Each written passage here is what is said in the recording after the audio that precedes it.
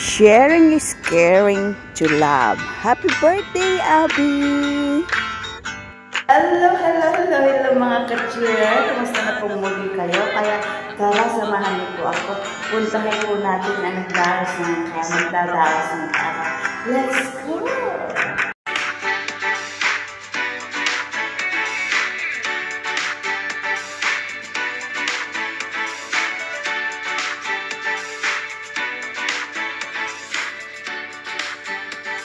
Salamat at hanggang ngayon ay nariyan pa rin kayo. Ano po ang ginagawa niyo pag may mga kaibigan kayo? Ang mga mahal sa buhay yung pag may kaarawan. Comment down below. As OFW, ang amin na pong pamilya dito ay siyempre ang ating mga kaibigan, lalo na po kayo kung mayroon kayong mga group o samahan, lalo na kami bilang Iglesia ni Cristo. Ang amin pong mga family na po dito ay amin pong mga kapatid. Kaya po, isa sa mga ginagawa po namin ay visiting them, lalo na po kapag may mga kaarawan sila, para po maalala nila.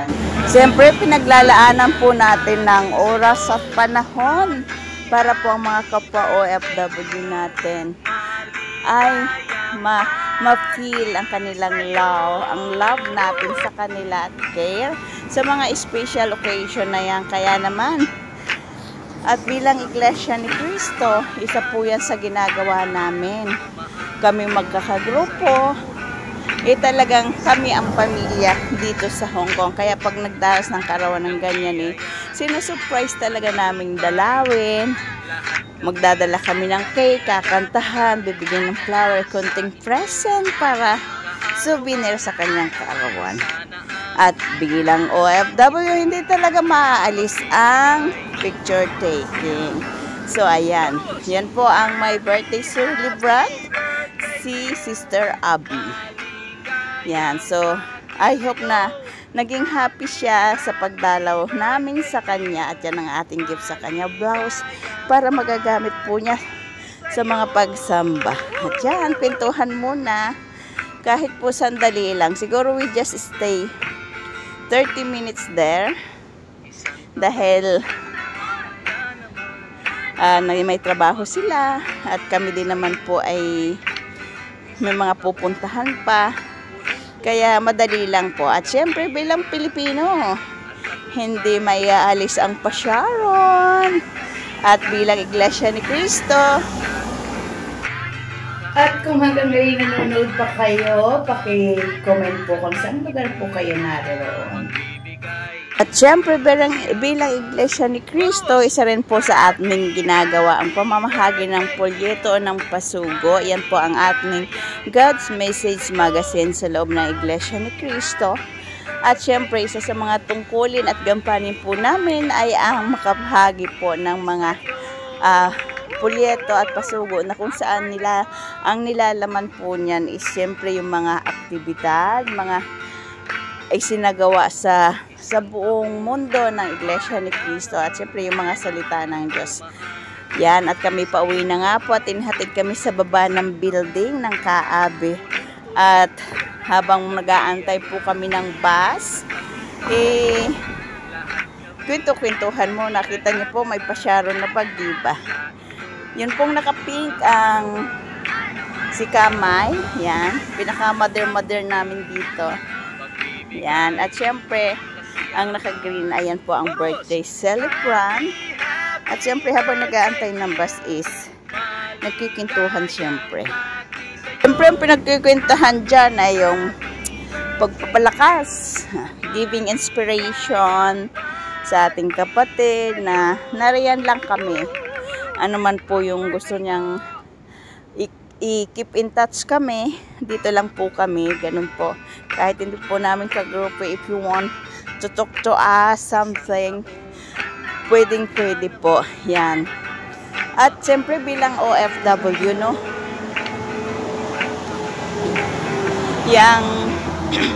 Yung magkakaibigan, katulad nga bilang Iglesia ni Cristo, kami na parang pamilya dito. Kami nang nagdadamayan, nagtutulungan, nagpapalakas sa isa't isa. At syempre isa sa ginagawa natin para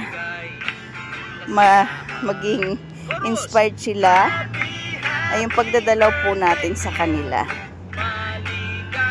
Lalo na pagkaarawan nila, talagang we see to it na po na mabati sila kung may pagkakataon po, dahil siyempre as OFW, hindi naman namin sarili ang mga araw. Talagang free lang kami sa pag holiday namin o kaya statutory holiday.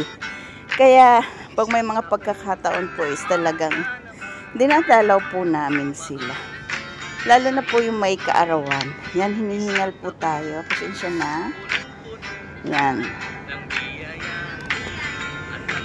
At syempre, yung mga hindi pa narito sa Hong nakakapunta dito sa Hong Kong, kapag gusto po natin, halimbawa, may mga mahal sa buhay tayo na narito nagtatrabaho, wag po natin kalilimutan na sila ay alalhanin, kahit man lang matanong natin na kumusta ka, kumusta ang work mo, or anong tanghalian mo, is a big help po for us para magpatuloy po ang aming buhay. At isa pa pong gusto kong i-clear sa inyo is bilang OFW, lalo na kaming mga domestic helper, wala po talagang pahinga dito.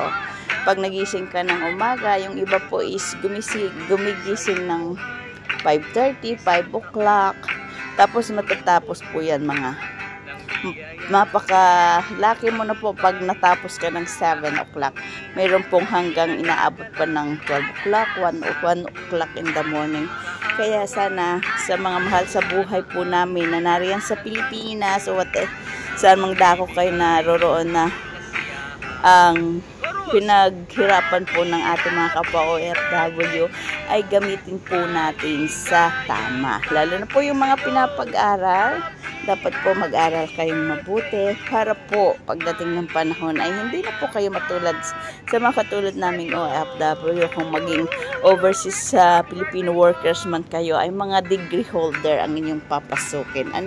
Walang masama ang sa pagiging OFW. Ang lang po doon, talagang may boss ka na kasama sa bahay at non-stop ang trabaho mo. So sa mga nag-aaral po dyan o yung binibigyan ng pampuhunan, pakiayos niyo po.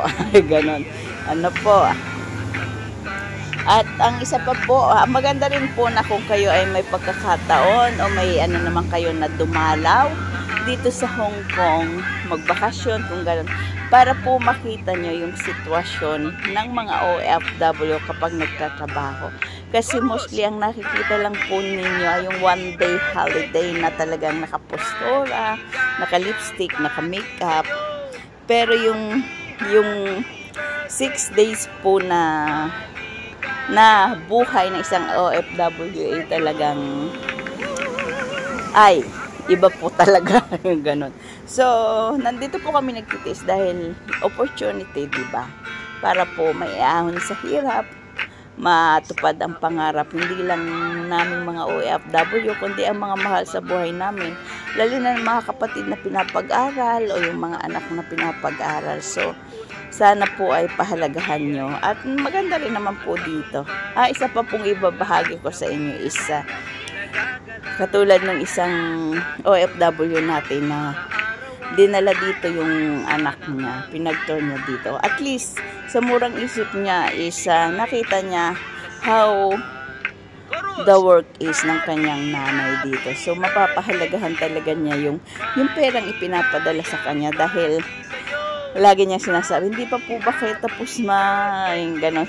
Dito talaga, kahit na sabihing katulong ka sa Pilipinas, ibang-iba po ang buhay ng pagiging katulong ng isang OFW. Kaya, iba po talaga. Kaya sana po is, pero masaya naman po kami dito.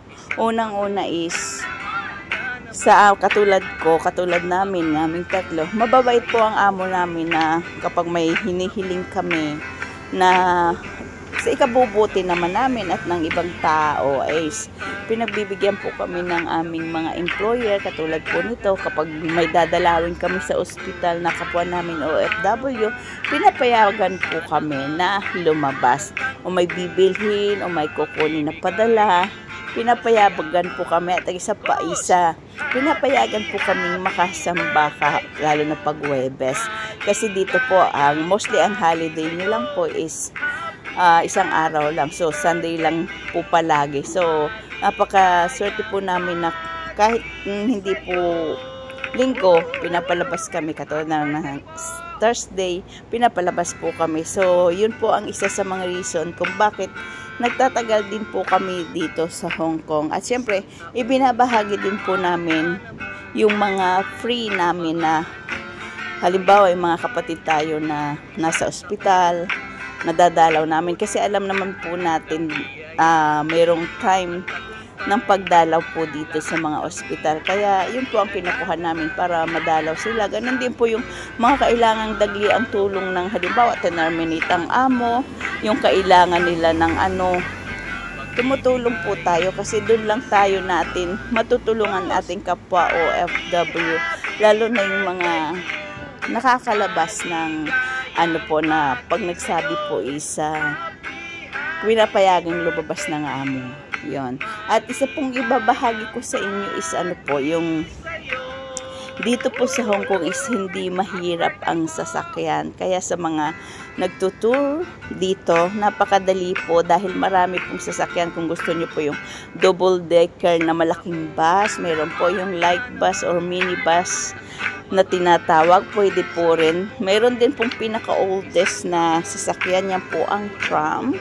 At siyempre yung isa po na talagang kahit saan po kayo, ang MTR. Napakaraming kulay po ng MTR, kaya pag-aaralan nyo po yun kung saan kayo pupunta para alam nyo po, may makikita naman po kayo o i-google nyo po kung para pagpunta nyo po dito, alam nyo na po kung ano mga kulay ang sasakyan nyo. So, napakadali pong ang po dito ng sasakyan. May KCR pa rin po kung pupunta po kayo sa malayo-layo.